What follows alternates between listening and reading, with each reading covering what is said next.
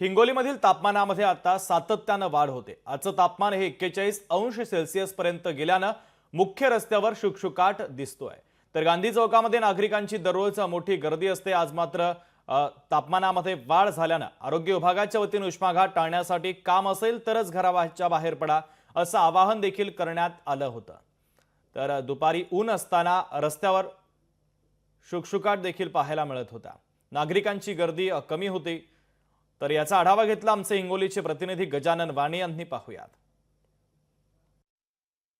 सध्या एप्रिल महिना सुरू झाला आणि एप्रिल महिन्यामध्ये हिंगोली जिल्ह्यामध्ये तापमानात वाढ झाल्याचं पाहायला आजचं हिंगोलीचं तापमान 41 अंश सेल्सिअस पर्यंत पोहोचलं आहे। आणि मी सध्या हिंगोलीच्या बघू शकता की या हिंगोली वाशिम मुख्य रस्त्यावरती आहे।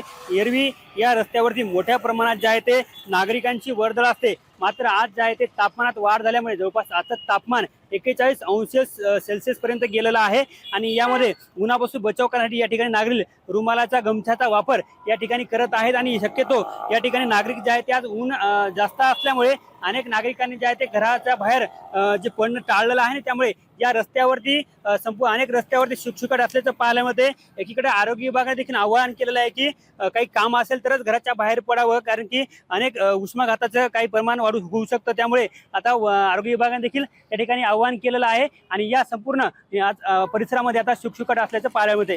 कॅमेरामन राजेश सोबत गजानन वाणी, लोकशाही मराठी, हिंगोली। लोकशाही मराठी ऐका, पहा, जागरूक रहा।